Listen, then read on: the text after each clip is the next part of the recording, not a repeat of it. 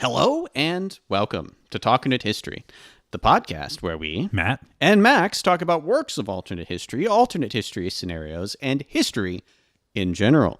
This episode, we're going to be talking about Africa, specifically ways that Africa could have been colonized differently and ways it could have been decolonized differently, with maybe a bit of a emphasis on decolonization. Yes.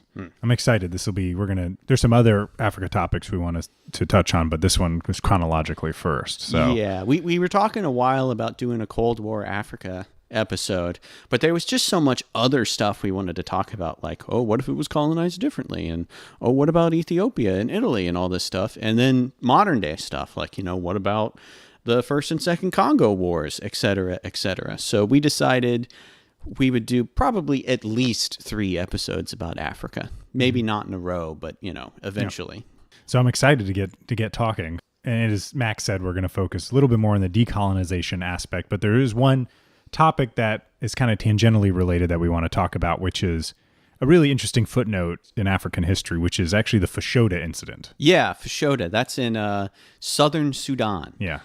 I think it's in now actually South Sudan. Oh, that's right. Yeah, it's when did that happen? Like the 2010s? I think it was 2011. 2011. Okay. Because I remember when it happened. They're like, oh, now there's a new country. Yep. I remember that too. I remember about 5 years ago, I got my hair cut by a lady from South Sudan, which was interesting. I asked her a little bit about it. I didn't know very much about the country, so I wasn't able to ask any good questions from her. But I did say, hey, isn't your president the guy who wears the cowboy hat all the time? And she was like, yeah, he thinks he's a cowboy, that guy. She didn't seem to like him very much. Oh, boy. But interesting. She also told me to watch the show Empire.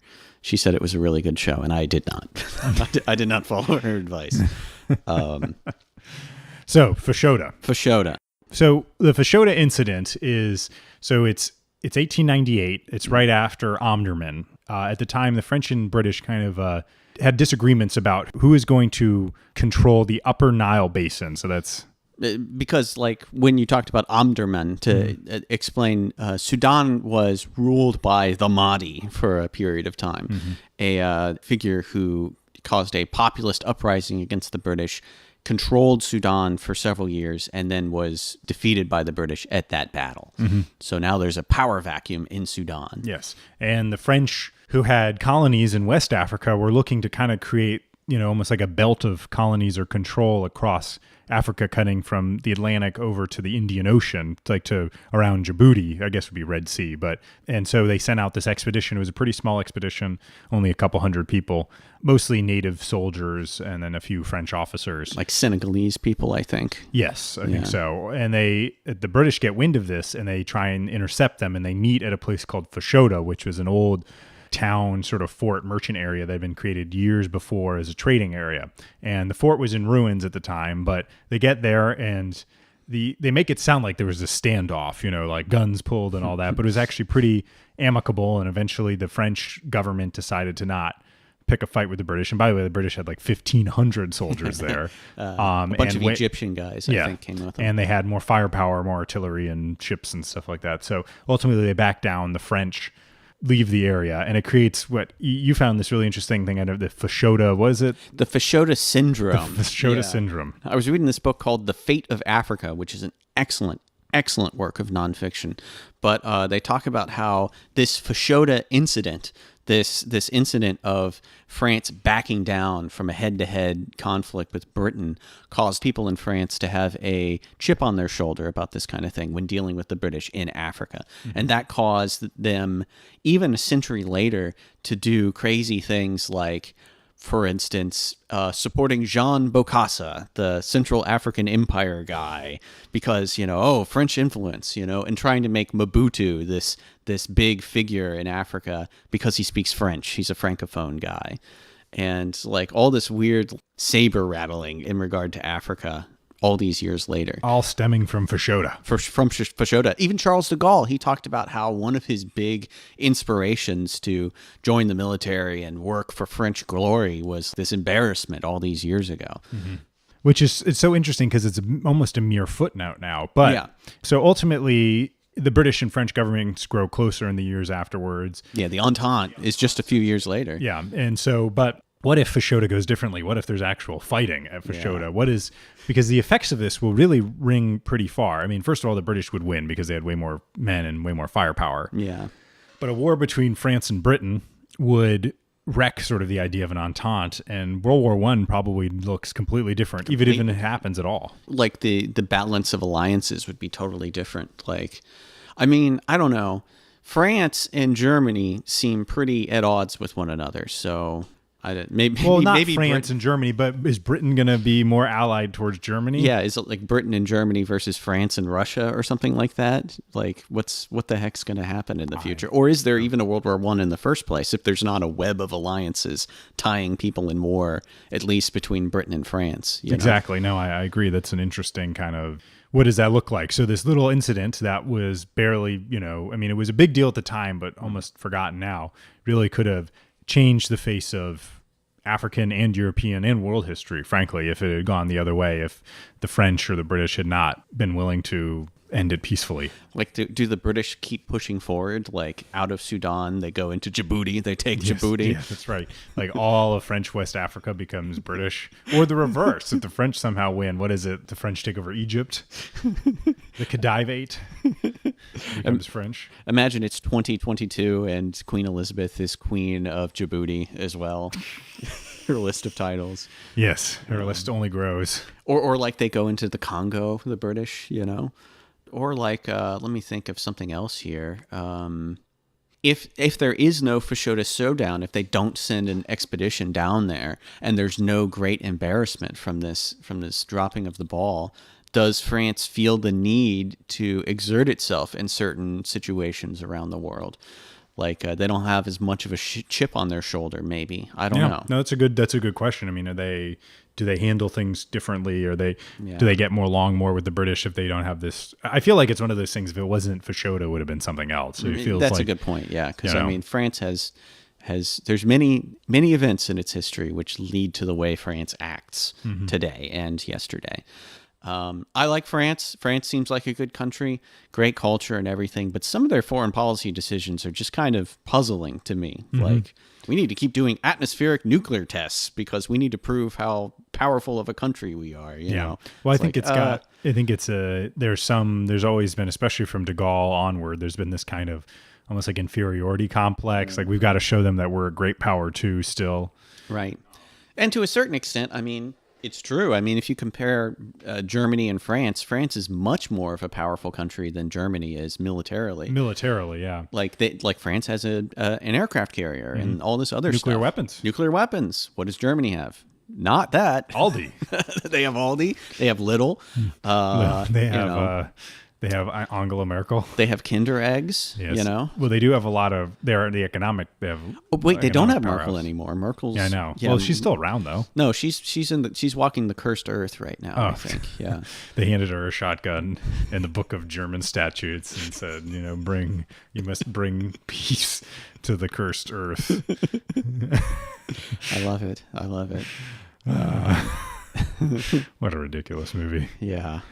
So we start with Fashoda, but what I want to get to, sort of the meat of this, is talking about decolonization. And particularly, I think one of the bigger topics we want to talk about is, what if decolonization does not happen in Africa? And I know this is a broad topic, and European powers had colonies all over the world, but what does this look like? Is it feasible? How could it even work? So, Max, I think, why don't you take it from here? Yeah, it is an interesting idea. All these European powers holding on to their conquests in Africa. And I guess in order to analyze this, you have to think about why decolonization happened in the first place. I mean, it's a combination of a couple different things. One is the fact that a lot of these colonies were appealing because they made money. And if they can't make money, which a lot of them didn't really, then it's like, what's the point? Like, why invest in this country? Just get out as soon as you can. Another reason is prestige. You just like seeing your color. Like, what is it? The big pink blob or whatever, which was Britain, in Africa. Cecil Rhodes' dream. Yeah. So, I mean, Cape to Cairo Railway. As a person who likes playing Victoria 2 and I guess Europa Universalis for a little bit, but it feels good seeing your color blobbing over the map. But like, what is that really worth in the modern era? Yeah. Like, if you have to choose between having Tanzania and having, like, I don't know, A working economy. a working economy, I think I'm going to choose the working economy. Yeah.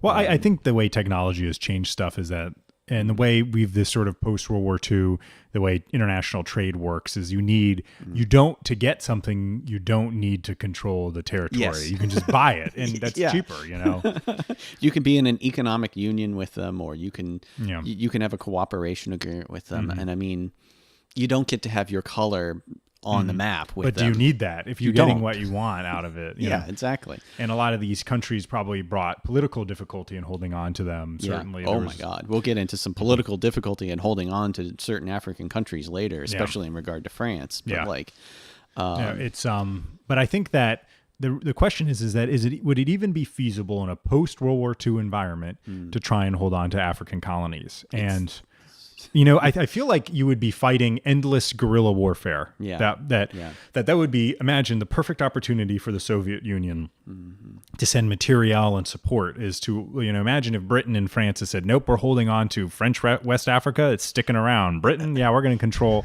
all this territory still. Like, you wonder how, the Russians would obviously pour support and material into it. And are you going to have, why would France or Britain hold on to these colonies if you're fighting these endless, imagine Mau Mau rebellions everywhere. Everywhere, yeah.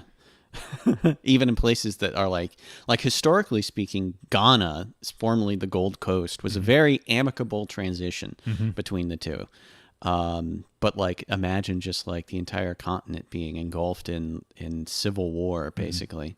And would these European countries have enough troops to even fight it? That's a great point. And is this going to drag in the Americans? Are the Americans are going to get dragged into this because you've got anti-communist? It's like Vietnam, like we have to help France against them. But would there be an appetite in the United States to let's send American soldiers to die fighting in Kenya to make sure that the British Empire still sticks around? That is a tough sell. That was a tough sell in our timeline when, Britain was doing this kind of stuff. And it'd be even tougher in this timeline when Britain's just has this delusion that they can continue to control a third of the entire planet or whatever. And I think it's World War II was one of the biggest causes of decolonization because you simply, Britain, France, Italy lost it, but exactly. They just did not simply have the manpower or the will, and frankly, to rebuild their own countries before worrying about expanding colonial holdings. So I wonder if the only way, and it's not, and some countries did hold on to some stuff. I know the British still own some islands around the world.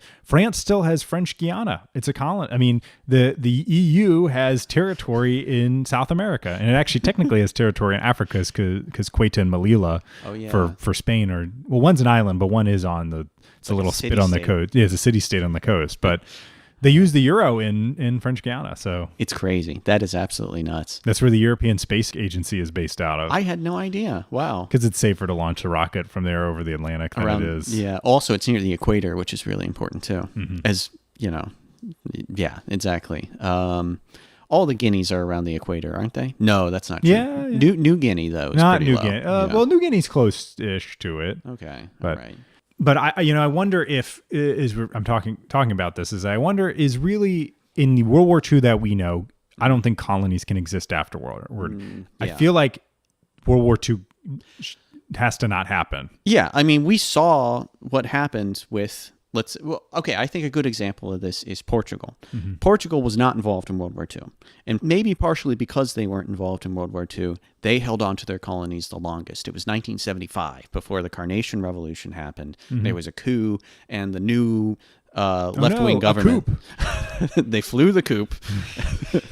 Salazar's buddy flew the coup, and we have this new government, and the government says, enough with the colonies already. Mozambique, Angola, you're all independent. Sao Tome, you're independent countries now.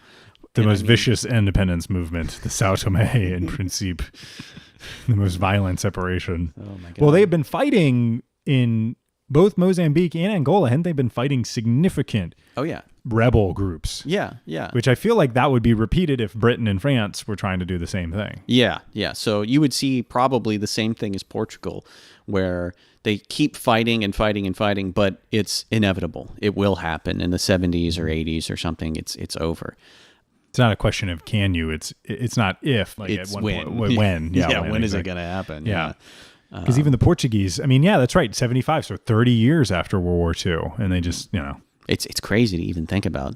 The Portuguese in their colonies, their soldiers who fought in the colonies used AR-10s, believe it or not. Interesting. They bought them from Armalite. You can see pictures of them. Huh. That's the 7.62 version, right? Or is that the 5.56? Sure, I can look it up, but I think Stoner wanted what, 0.380 or something for like the cartridge. 0.308. 0.308. Yeah. Oh, so that's like a 7. It's like a 7.62 roughly. It's all very similar. Well, yeah, All it's these just a cartridges make my bigger. head hurt. It's a bigger version. I remember, as my brother explained it to me once, because he knows more about guns than I do, and it was about 7.6. It's bigger than a 308 is like the largest of the 7.62, because I think it's 7.62 by whatever. Because I know Soviet is 7.62 by 5.4. I think a 308 is bigger. It's like a hunting round. Use it as a hunting round. Yeah. But which I think that's why the government wanted them to go with a smaller cartridge, because it's like this stuff's too big and heavy and bulky. Yeah, exactly. You don't need that powerful of a thing. And also, I mean, that's why like you had like the FN FAL and the G3, the like battle rifles that NATO was using. They could fire fully automatic, but no one did, because it would be uncontrollable firing a full size rifle round at full auto. Contrary to what Rambo or Hot Shots Part 2 would have you believe. You can't just hold like a machine gun in your one hand to shoot an M60 one handed. Yeah. But yeah, they use those, and it's kind of cool looking, an interesting looking rifle with the wooden stock. It doesn't so have weird. the plastic on it. It's so strange. A wooden stock. Yeah.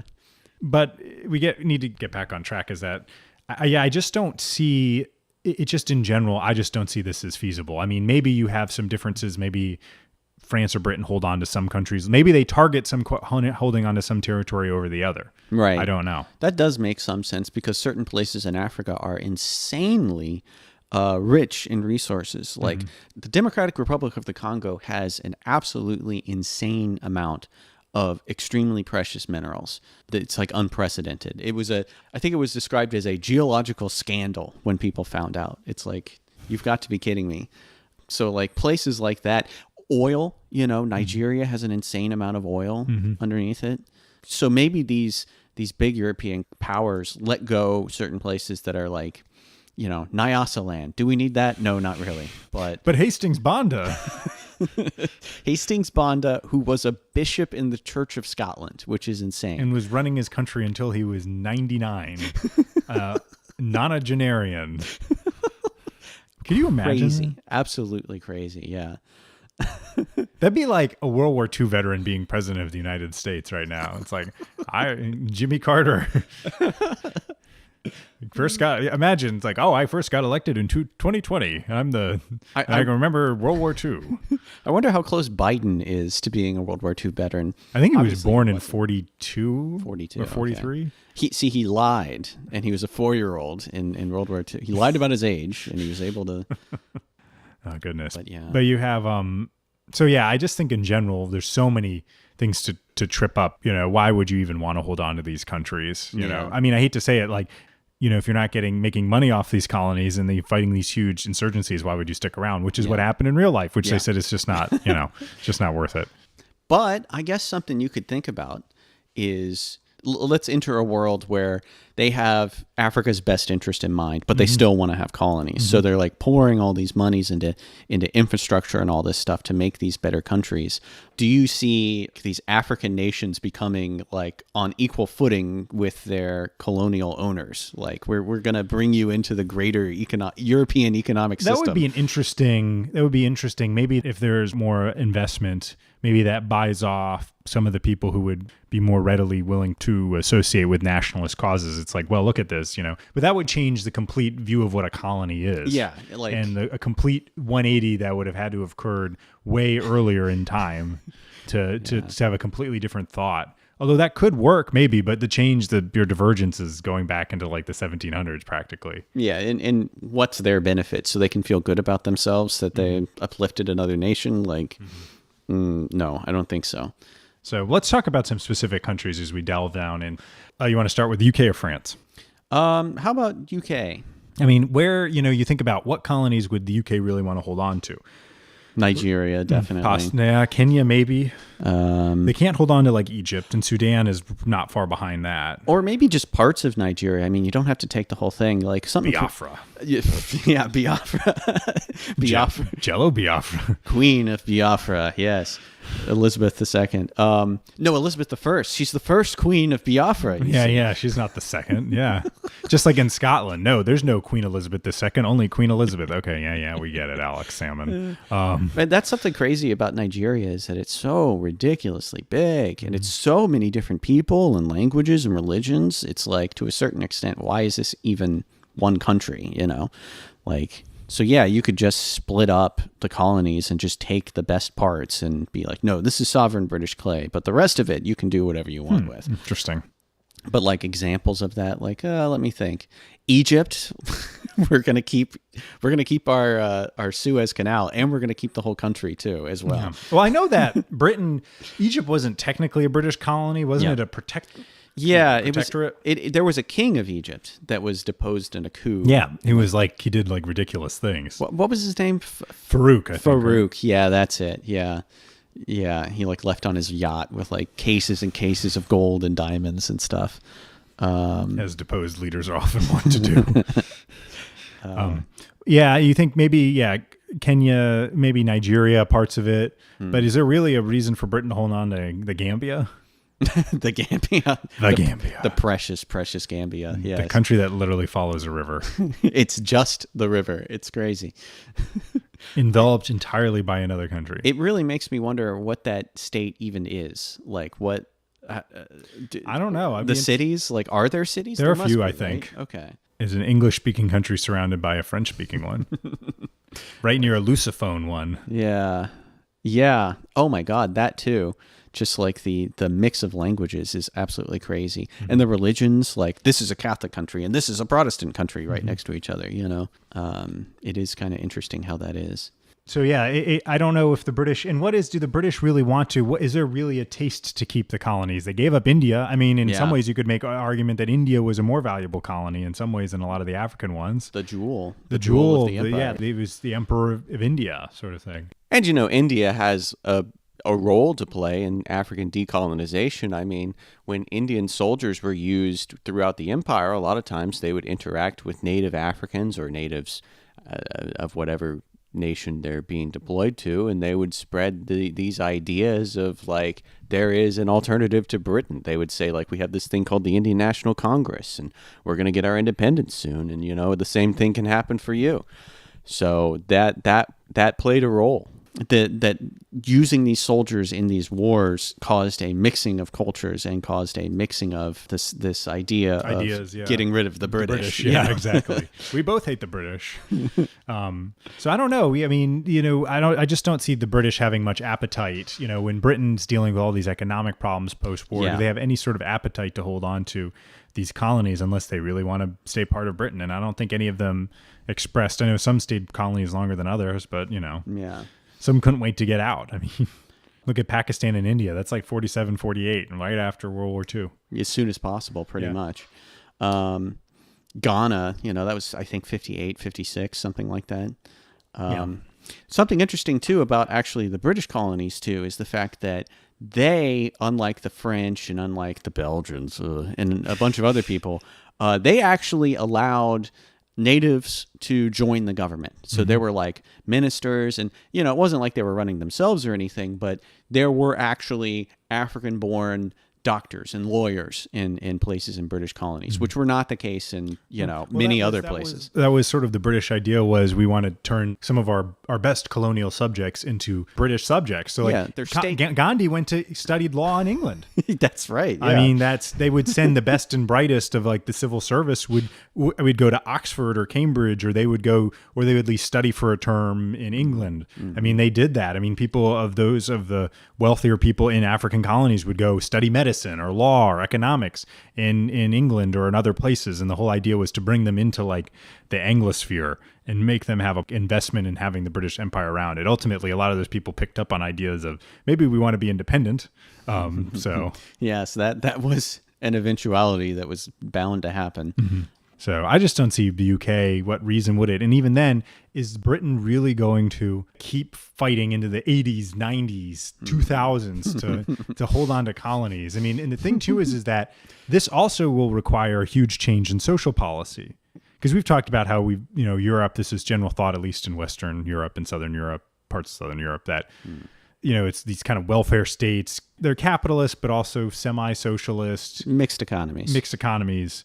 And you have, as someone once said, Europe, they beat their swords into welfare payments, So, imagine, it's a great line, but it's true. It is really true. And what does Britain look like in the 1990s if it's had to spend the last 50 years instead of putting money towards the NHS or something else into paying for soldiers and maybe keeping the draft or something like that? So seriously, you have to maintain these colonies. And I just don't think there would be an appetite for that. No, probably not. But somebody who did have an appetite for that is France. Mm-hmm. In our timeline, the Algerian War was because France considered Algeria 100% part of France. It's part of metropolitan France. Yeah, this is France. It's not a French colony. There's a lot of ethnically French people who live there. Millions, yeah. The Pied Noir. Yeah. A crazy number of them. Mm-hmm. Probably more so than any other place in Africa. I think that's probably correct. Maybe South Africa is the only thing that comes close to it. I mean, what's your definition of native?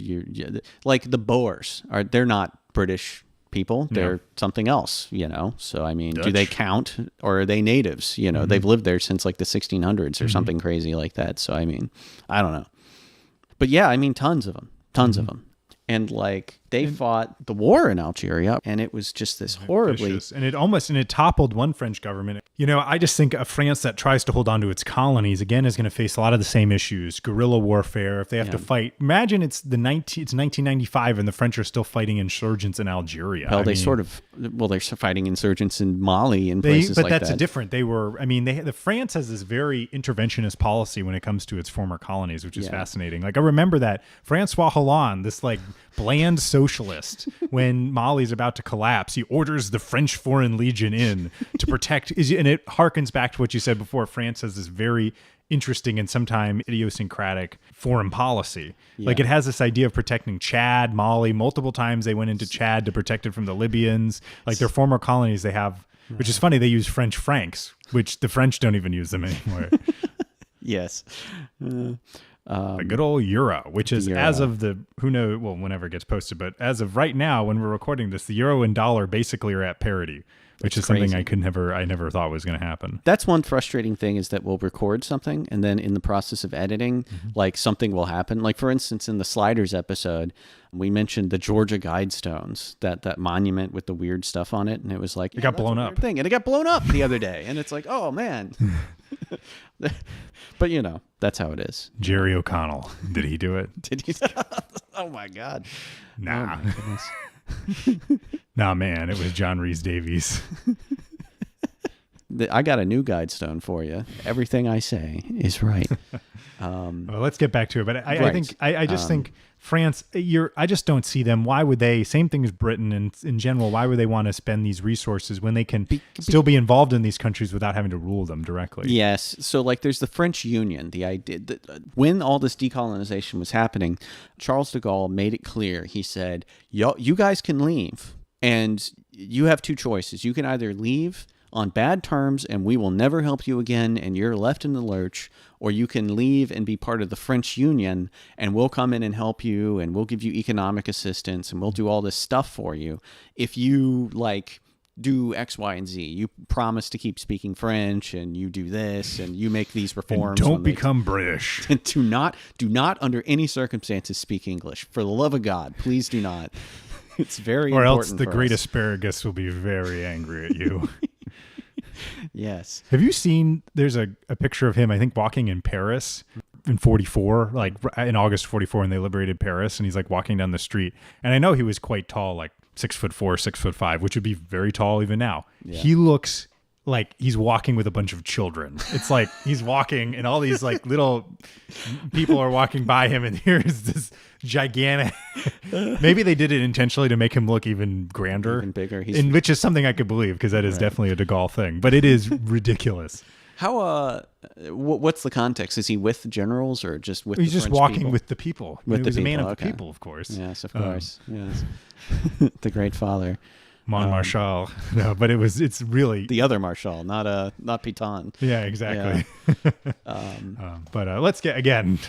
Something else that's interesting too, now that we mentioned France, is the fact that Vichy France owned several of these states. Like they were Vichy aligned. I'm trying to remember. I remember which you ones. you told me about it recently, and I looked it up, and it was like French Central Africa was Free French aligned, but Yes. French West Africa was Vichy French aligned. Yeah. And like their holdings in the South Pacific, which they still actually hold on to some of those, are still French. Those were Free French, and French Guiana was Free French, but Syria and Lebanon were Vichy, and also Vichy, and so was French Indochina.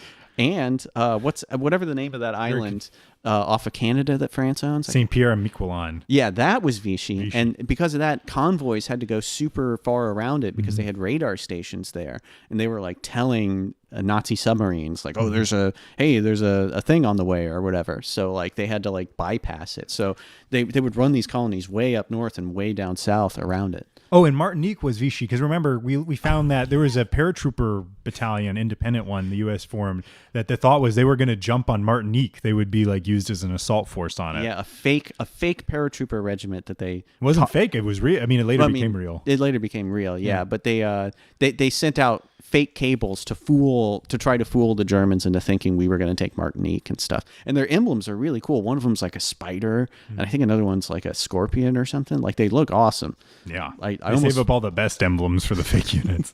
imagine Branded Brothers, but it's like spiders instead of eagles. Like that'd be pretty Oh, awesome. man. That'd be crazy. Did you see the last member of the Easy Company just died? Oh no, I a couple didn't know weeks that. ago, yeah. Oh man, 97. do you know who it was? His name was Bradford Freeman. I saw it on the news. Was he a character? He wasn't, right? Well, so I looked into this because I'm like, I don't remember that character because I rewatched it recently, and he is apparently there is someone in the background who never speaks who is like that character.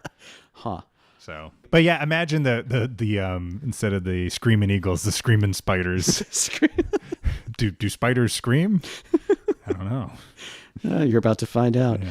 And then the All Americans, 82nd. Right. Yeah, that's a good emblem. Do we have any other paratrooper divisions that existed after that were used In World War II? in Or any in conflict? general?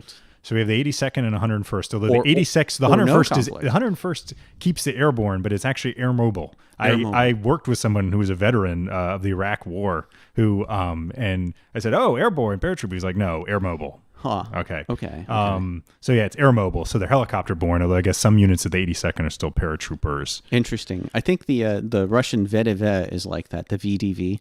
Like I think they're mostly air mobile, but I could be wrong about that. Air mobile is just easier now than paratroopers. Because think about it, you can land a unit could get together more quickly than like we have to gather. We all land in this area, and these guys got blown off into the swamp. Yeah, like they're distributed, and you get heavier equipment too. Yeah, there was the 17th Airborne in World War II that was used in Operation Varsity, but I think it was disbanded after the war. Okay, and never there's any other conflict. Not even peacetime air like There stuff. may have been some National Guard divisions because I remember reading about one An point there was- airborne National No, no, Guard no. division. We got it. The riot is happening. We have to drop in with parachutes. There was at one point some state their main National Guard unit was like the 50th Armored Division. The hurricane's destroying Tampa. We need to drop in parachutes on top of it in the middle of the eye of the storm. Oh man, It's so bad. I'm sorry. but oh goodness, but again off topic. Yeah, I think this is the fourth time we're trying to get back onto French colonies. It's right, Africa, right? But yeah, I think given that France's experience in Algeria was, I think you put in the notes, like it is keenly formative to It's crazy. to France as it is today. Yeah, like the government. It is completely formative. Yeah. It's Keely and Peely. Keely. Formative. France owned Algeria. Algeria had millions of lots of Pied Noirs who are like French people who White, moved. they're white French people. They're Yeah, white French people. And then you have the Algerians, the people who lived there beforehand. And The Battle of Algiers, that movie. have you seen the movie? I've seen part of it. It's a good film. But yeah. So yeah, the Algerian War is 1954 to 1962. So a very long conflict, 8 years of conflict. And it's just this vicious counterinsurgency that happens for years and years. As we said, the government falls because of it. They bring back they bring back Charles de Gaulle to be president of France. And eventually... But then he turns over Yeah. Algeria, and then they try to kill him, which is the basis of... what is it? Oh, my God. That book, it's so good. Day of the Jackal? The Day of the Jackal. Yeah. Yes. How could I forget? My favorite part of it was the guy with the remote control gun shot Jack Black's arm off. That was pretty great. Yeah. That's the Jackal, not Day of the Jackal, actually. Sidney Poitier's last film. Really? Yes. That's insane. I can't His believe incredibly distinguished movie career. And you end on The Jackal. that. The Jackal. Bruce Willis in weirdly dressed, let me buy this giant gun that I have to hide in a car and put it on a weird electronic mount. And then Richard Gere is going to do a really bad Irish accent and then try and kill me because I tried to, who cares? It was a terrible movie. Who cares? Let me cut Jack Black in half with this gun and just leave him here because no one will think anything is amiss when they Yeah. find this guy who's been sliced in half by a machine gun. That's totally normal. An anti-material rifle blasting a man in half. That's not conspicuous at all. Yeah, what? What a film. And also another thing about this Algerian war is the fact that it trailblazed, for lack of a better term, the ideas of using an insurgency to get what you want. So you can fight a horrible civil war for years and years, but eventually you'll have victory. And also terrorism, like, the idea of planting bombs and car bombs and whatnot. A lot of this stuff was trailblazed by the Algerian War. So, I mean, if, let's say, hypothetically, this war just doesn't happen for some reason, I don't know why, but, there is no conflict in Algeria and Algeria remains a French state. Does France have that showdown of we're going to keep our colonies no matter what later? Like we're going to have a Vietnam style fight over the Republic of the Congo or something. French West Africa or whatever. Dahomey. Dahomey. I'm going to pour one out for Dahomey. And Upper Volta, too. Don't forget that one. We were looking at this earlier. It's crazy. Upper Volta, the Republic of Upper Volta's flag is just the Imperial German flag. It's so weird. Yeah, no, that was... I did not know that. Yeah. But very strange. But overall, I feel like France is going to have the same...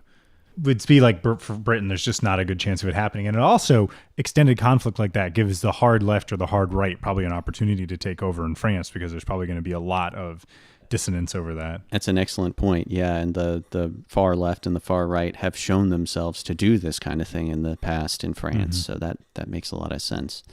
But of these countries, I think France is one of the highest probabilities of fighting over something. Yeah, just because of that, what they that did. pride. What they did, yeah. What's next? Italy. Well, this one would require Italy not to join World War II. As I wrote in my notes, can you imagine Libya and Ethiopia being colonies in the modern era? It's just ridiculous.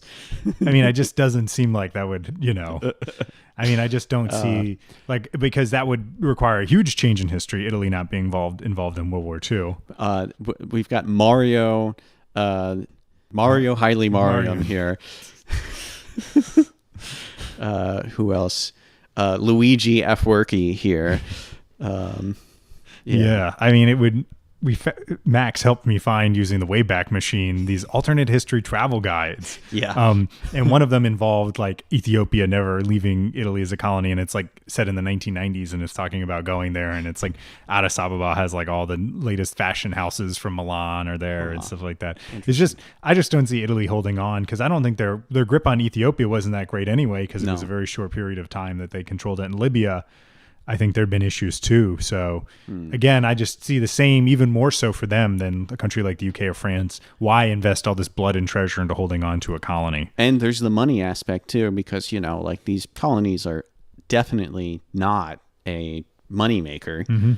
And Italy is a much more fragile economically country than France or Britain. They've only had about 10 zillion governments since 1945.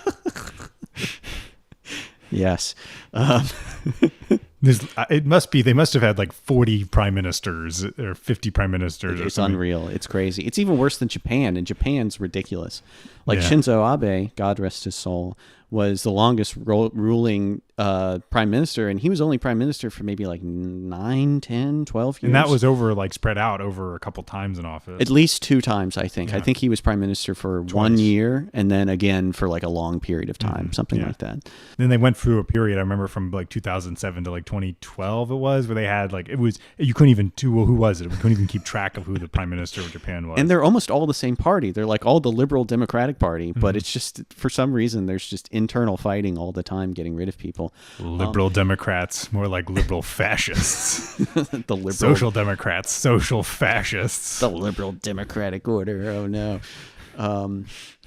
So next, Portugal. We talked a little bit about this earlier, is that Portugal already fought for a while. So I don't see what a huge change. What would, maybe the Salazar sort of, that government hangs on. So they hang on to their no carnation revolution. So they just hang on for forever, just fighting, holding on to Angola and Mozambique. Yeah. And what does that mean for South Africa's history? If Portugal's still there in the 80s, Oh, yeah. are you going to have the sort of conflict that they got drawn into Namibia? Are the Namibian rebels going to be able to be successful if they've got the Portuguese on one side and the South Africans on the other, and Botswana on the other? That's an excellent point. And I mean, that was, for South Africa and Rhodesia, that was a big part of why their countries eventually had to accept the franchisement of the black people in their countries, because the countries around them kept falling. So like Rhodesia had to basically accept reality when suddenly, Mozambique falls, and now you've got all these rebels that are now allowed to freely work inside of Mozambique because of the Carnation Revolution. And it's like, we just can't hold on anymore. We just have to give up, basically. Mm-hmm. So, I mean, like these countries holding on to stuff can help one another.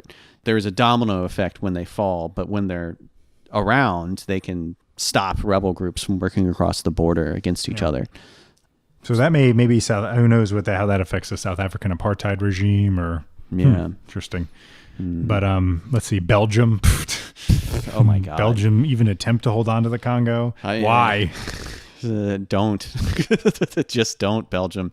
Like we alluded to it earlier, but for those who aren't familiar, like the Belgian Congo is a nightmare state. It is so bad. It is unbelievable. It is by far the worst colony in Africa, because it was not even really owned by Belgium, at least for a long period of time. The Congo Free State was a personal possession of Leopold II. Yeah. And the government made him turn it over to them. Yeah. And it was just this terrible, terrible place. Like they would set quotas on collecting rubber, and if you didn't meet the quota, you get your hand cut off and all this horrible stuff. The book, Joseph Conrad, who I found out is actually Polish, and Joseph Conrad is not his real name. Yes. But that's what he inspired his book on, was the Belgian Congo. Yeah. It's like how bad it is there.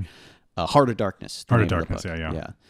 So like, of all the states to try to hold on and fight for your stuff, Belgian Congo is don't. And, we were talking about Britain and how Britain, would actually allow Africans to go to Oxford and all this other stuff. Belgium is the opposite of that, where like it's basically like the natives of this country are just seen as like fauna. They're like not even really seen as human beings. And like by the time of independence, I was reading in The Fate of Africa, they say something like less than 100 people are like have any kind of qualifications whatsoever above grammar school teachers and like doctors. There are 0 doctors who are native. Like, wow, just imagine that. That is absolutely insane. No lawyers. There are no lawyers for this new state. Oh no. Which kind of explains why the Democratic Republic of the Congo has had so many problems. But yeah, of all the states, that would be the worst. Yeah. To try to hold on. I don't feel like that one would last or work in any way, shape, or form. Yeah, no, absolutely not. And then there's one quick idea I wanted to pitch out, which is this sort of idea of a third way decolonization. Can Ethiopia become the face of decolonization? Can Haile Selassie, can there be like almost like an African focus, like a decolonization rather than like seeking support from communism? Can Ethiopia be like supplying money or munitions or something like that? I mean, it's not a fully developed idea. I just kind of threw it out there, but it is kind of a fun idea. Yeah. And yeah, Haile Selassie is a good choice because, Ethiopia is one of the only two countries that was not successful long-term colonized by a European power. It's them and Liberia. Which has had its own difficulties. Yeah, and some people have pointed out that Liberia was basically sort of kind of owned by the Firestone Tire Company, so because of the rubber. They would collect rubber there. So, yeah, it's mostly just... And Ethiopia itself was controlled by Italy for just a couple years. It wasn't for long, though. It was about 5 years as compared to, hundreds of years for some places in Africa. Right. But, yeah, he was a powerful symbol as a person who was never... his country was never really colonized. You could do that with somebody else, like for whatever reason, some country has to give up their possession, right? They give independence way early, like in the 40s or something. And then that country becomes like a nexus point of like, where it kind of leads the way for decolonization. Yeah. Interesting. Kind of like, so I'll give you an example in real life. Ghana was the first African country to be decolonized. And the guy who was in charge of that country was Kwame Nkrumah. And he kind of saw himself as the African... that Ghana should be a nexus point for African decolonization, and he would like support rebel groups, and he would allow intellectuals to come, and he kind of saw himself as like the Lenin of African decolonization. So if there was a figure like that, Nkrumah is that, or someone else like that, sort of this figure, the person who it's like this third way that doesn't rely upon communism or whatever to be the answer to colonial like stuff. Sort of this generic general Pan-African nationalism is sort of the reason to throw off the shackles of colonization. That reminds me, Marcus Garvey used to call himself as he used to call himself the provisional president of the sovereign state of Africa or something like that. Like if provisional, huh? yeah, for now. Though it would be kind of funny if somebody wanted to like have some unrealistic but still kind of fun story about Garvey becoming like a central. He moves to Liberia and then like encourages Sierra Leone to become an independent country, and then it goes from there. Something like that. Yeah, that's an interesting. Yeah, why not? Interesting thing to explore. He's kind of a comedic character though, because he would like dress up in like these ridiculous costumes and stuff. Like, I don't know. That could be fun. Yeah. There's a country in Africa that we forgot to mention, though. Spain. Spain owned colonies. Of course. Yeah. Equatorial Guinea. The best country ever. What a great place. Oh, yes. Like, of all the dysfunctional nations in Europe, like, I don't... It's just... I still can't believe that they own that. Yeah, it's so strange. They own Western Sahara, too. That's right, yeah, which is like basically not even a country. Yeah. It's like an anarchist. Morocco pretty much controls it. Yeah. And that's a big deal for them. Like you have to walk a very tight line because if you can't acknowledge that it's independent in any way. Oh. The Polisario Front. That's who runs part of it. So part of the country is run by these rebels, but the other part is run by Morocco, and Morocco insists that Western Sahara belongs to them. There's stuff like that where like certain countries that have territorial debates, they'll get very persnickety about, for instance, with Russia, there's like Abkhazia and South Ossetia. Oh, you didn't show those as independent nations, or you didn't draw borders around them separate from Georgia, so I'm going to boycott your website or whatever. India does that with India and Kashmir. India and Pakistan do that to each other. Kashmir. Yeah, with Kashmir, like that. Taiwan kind of in China. Yep. That's an excellent example. Yeah. One Formosa policy. One day there will be only one Formosa. There are other. I'm trying to think what's another country that's. Oh, I know. Like in Brazil, they insist that Santos Dumas was the first person to fly. What? Like it's in their book, like in textbooks. In the Constitution? There. Yeah, it's Article 1. The first man to fly. Santos Dumas was the first man to fly. But no, but there's a debate between both North Carolina and Ohio, both both put on their license plates first in flight. And then in Screw you, Ohio. well, no, both Ohio and North Carolina. North Carolina license plates, it's on most of them, first in flight. And then Ohio claims to be the birthplace of flight because they were from Dayton. And then you have Brazil that claims, that says, like, that's what's taught in school in Brazil, is that Alberto Santos Dumas was the first person to fly and the Wright brothers did not. He was the first. That's so funny. That is hysterical. Yeah, I mean, so there are certain things that, whether they're true or not, depend on what country you're in. I mean, The first man who stepped foot on the moon was actually, Francisco Franco. No, he was Serbian. And yeah, right. That's right. Proud Serbian. That is interesting. I did not realize that. Yeah. Failed colonization attempts. So I was doing a little bit of research before this episode about failed colonies. Sweden briefly owned Ghana, the Gold Coast, it used to be called.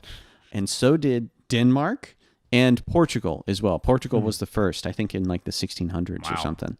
And then somehow, for reasons I cannot tell you, Britain ended up owning it later.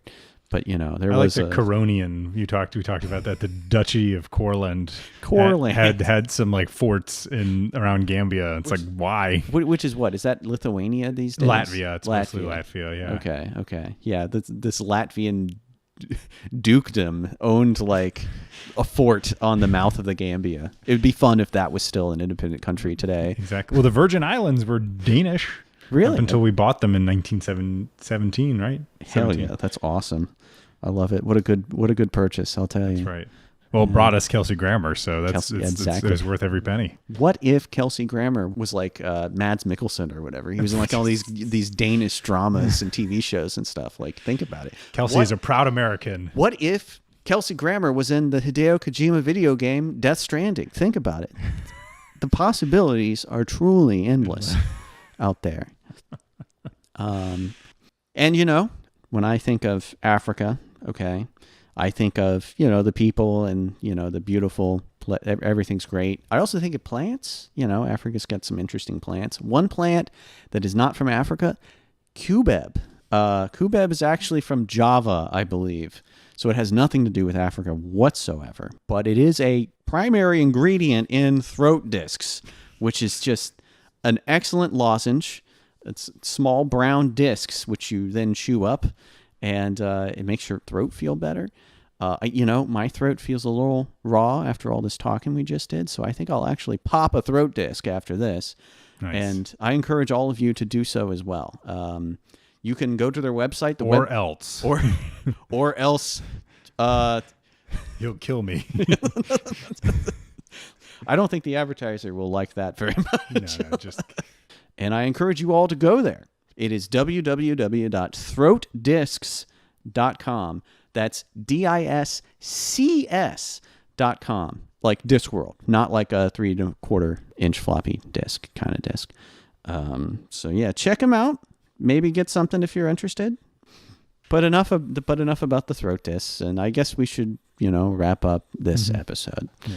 It's an interesting topic. I'm excited to talk about the Cold War Africas and get into some other things too. Because that's where the real meat of everything is, the Cold War and the modern era. Like, I have learned, I will say it again, I have learned so much from this book, The Fate of Africa. I cannot recommend it highly enough. It is so good. I've learned more. It's like when I first read that book about Napoleon, and I'm like, oh my God, there's so much about Napoleon that I never thought I would ever know, and now I do. Read this book. Highly recommend it. Definitely. And more African episodes will come in the future. So this is Matt signing off. And this is Max signing off. Have a good day, guys.